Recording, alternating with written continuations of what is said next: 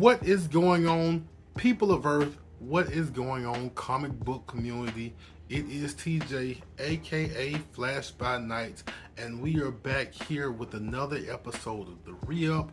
I have some new comic book day books from this week, last week, and maybe a couple from the week beforehand. I haven't been stopping by my store as frequently. And haven't been dropping videos as frequently as I would like to, but we are back at it today with a whole bunch of books, and I have a few books I picked up from a local flea market. So go ahead, hit that like button. If you're not subscribed, hit the subscribe button, and we are going to jump into it with my first book.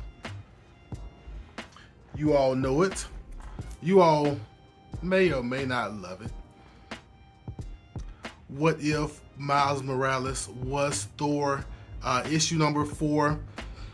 I was not going to pick up this book at first. We all kind of know there's a little bit of controversy to this book. I have not read it yet, but because I don't want to be unknowledgeable. I don't want to be uneducated in what I say about this book. If I'm asked, I want to go ahead and give it a read and see exactly what's in it and see exactly what has feathers ruffled. I've seen a couple of things, but I want to know what I'm talking about if I'm asked about this book. So we grabbed What If Miles Morales, issue number 4. What If Miles Morales Was Thor?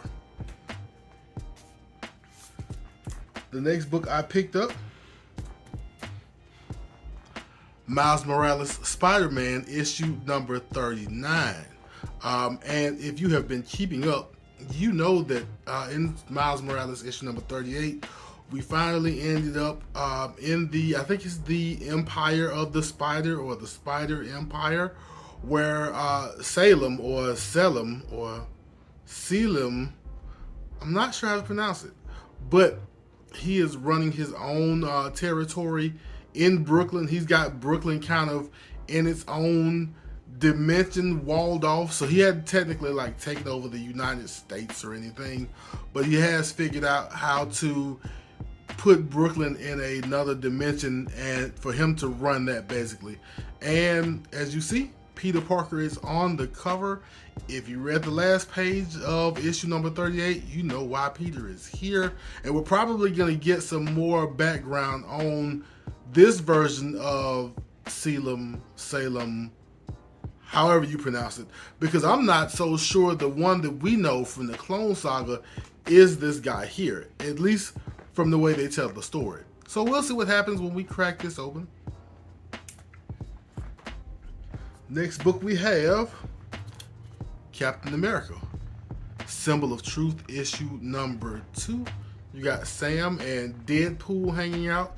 Of course, in issue number 1, Sam and I think the new Falcon's name is Joaquin. I know he's not new technically, but he's new to me. But they kind of found out that somebody somewhere is trying to smuggle some super soldier serum on a train. At least that's what we were told. Turns out not to be true. So where is the super soldier serum? Sam may find out, or he may just run into some Deadpool shenanigans. Next book, what we have, Star Wars Crimson Reign, issue number 5, the Clayton Crane cover. And I got it because once again, it is a cover price Clayton Crane cover, and you can't pass those up. Next book up, we have the B cover to Flash 783. Of course, this is a tie-in to Dark Crisis, which we'll talk about later. And in Dark Crisis, right now Barry is missing, and so the rest of the Flash family is going to find Barry, because we have to have Barry, and we have to have a Flash in the middle of the crisis. I think there are 3 issues of tie-in to Dark Crisis, and I'm guessing that by then the Flash fully integrates himself or themselves into Dark Crisis. But this is 783. We'll see what happens.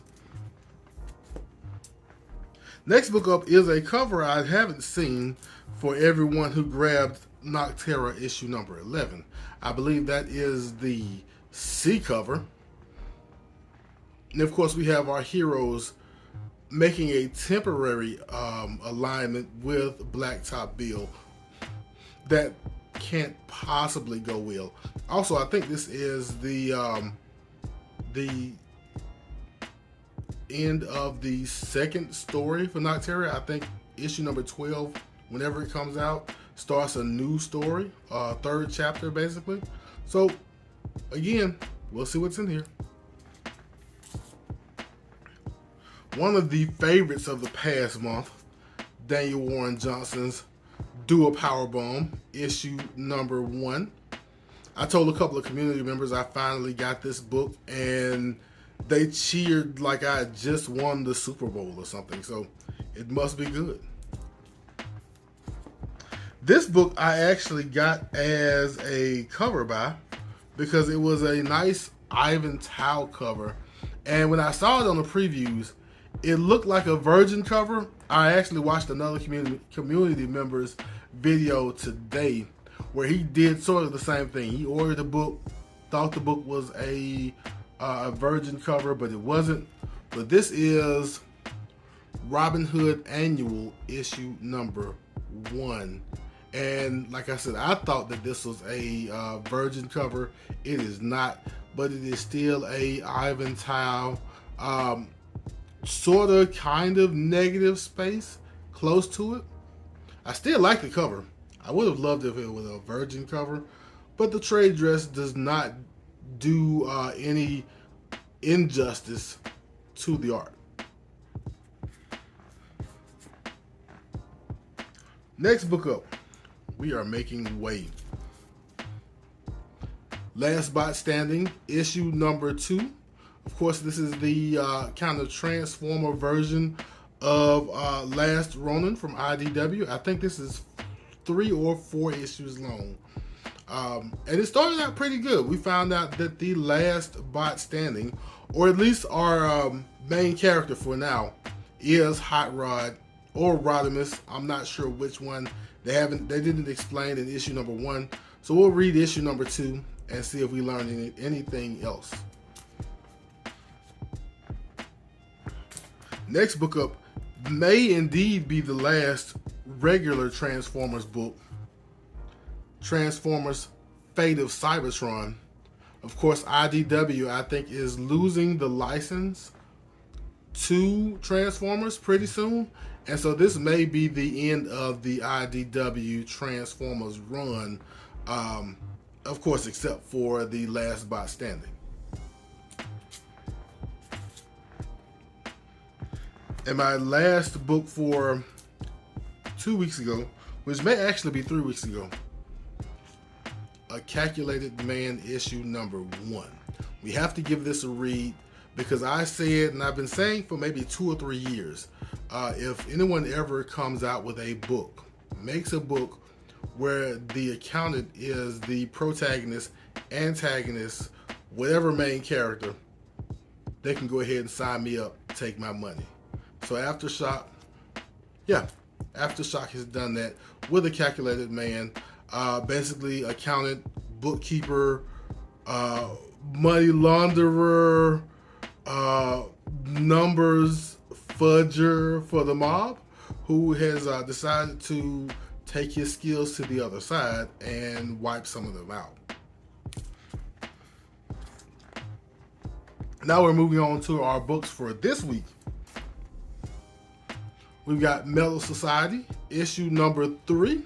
This book, of course, is the book where humans were basically eradicated. Robots ran the world, but then robots brought humans back so they can basically be their workforce. But humans are trying to use logic and a little bit of skill and some teamwork to try and make their way back into society, leading to this fight between this lady and a robot, I guess for, I don't know, life form supremacy. We'll see how it goes.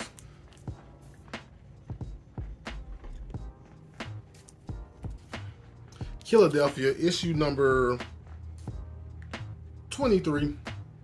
I've famously been saying I still haven't gotten past issue number 1, but I know the story is good and I know these covers are fire. Look at this wolf. And look at the lady inside the wolf with that nice afro. That's right. Sooner or later, I'm going to get back to Philadelphia and actually start making some dents in this story. Next book up, we have Astronaut Down, also from Aftershock. Astronaut Down, issue number 2.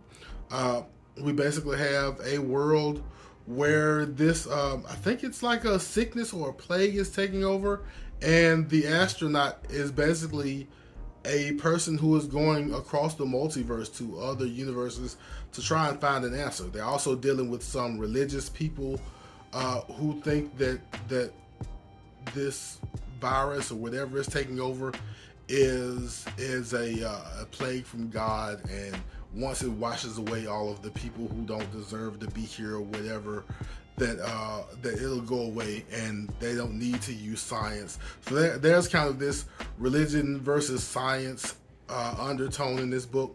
So we'll see what happens and how it goes. I think they are down to just this one guy. They lost the other 4 astronauts in the first issue. So spoiler alert. Next book is actually like a couple of weeks old, but my shop just got it in, and you know we couldn't go without Moon Knight issue number 12.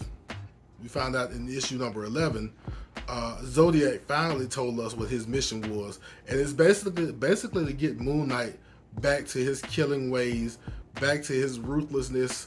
And again, I am not sure why villains do that. Every time a villain wants to wake up what's deep inside of a hero, it never turns out well. So we'll see how it turns out in Moon Knight issue number 12. Next book up, we have Ghost Rider issue number 4, the Peach Momoko cover. Of course, I've been saying as long as Peach does these Ghost Rider covers, I'm going to pick them up because they are always fire. Next book, Black Panther issue number 7. This nice Alex Ross cover. I believe, because I haven't been keeping up, but I believe that T'Challa is maybe on the outs because of his misdeeds in the past with Wakanda. Hiding some things from the Wakandan people. So we'll see how it turns out. 2 more books. Dark Crisis issue number 2. I went ahead and got this cover with Jace Fox and Yara Flora. I think this is the B cover. Pretty cool looking. And last book was a book I was peer pressured into. I don't buy this book often, but the community is probably all rallying around this book. Everybody's probably picked up a copy. Everybody's going to want to talk about it. And Chip Zdarsky is writing it. It's Batman issue number 125. I was really, really on the fence about it because I'm not a Batman reader per se. But I do kind of regret missing Chip Zdarsky's start on Daredevil, and so I didn't want to miss the ground floor with Batman in case it's something that I'm actually interested in. So the next 4 books I'm going to show, 3 of them have a theme. All 4 of them came from the same flea market over the weekend. I think you'll recognize the theme right off the bat. First one is Justice League of America, issue number 1.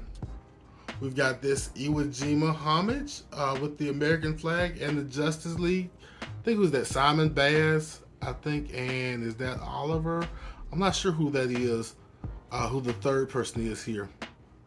But yeah, there are, if I'm not mistaken, 52 of these for the 50 states the American flag, and I think the Puerto Rican flag. And there may be like 2 special versions of this, so it may be 54 total, which I may or may not try to chase after one day. But I grabbed this. It was a $5 book.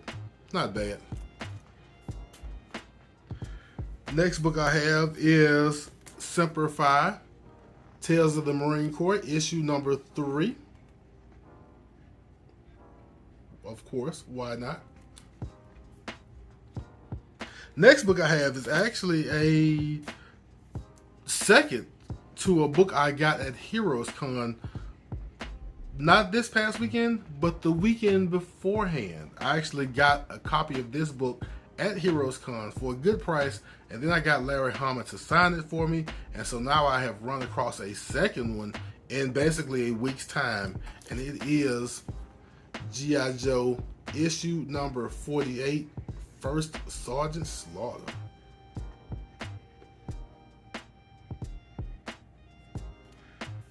And then my last book up for this haul is Peter Parker Spectacular Spider-Man, issue number 99.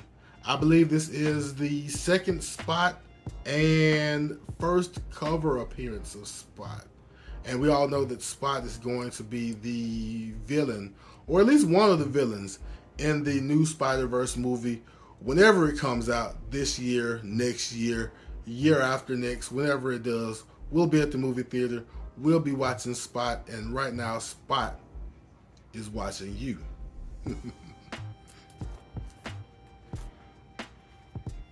And so that was all of my books for this week and New Comic Book Day. But I do have one more thing to show in my haul. It is not a book, and technically I didn't go pick it up. So my brother was gallivanting around Florida, and he stopped into a 3D printing shop and grabbed something for me, and I am eternally grateful. Next time you see me, you'll see it on my display back there. But I have got this bust of Thanos. As my brother was out and about and thought about me and picked it up. Got a little emotional there.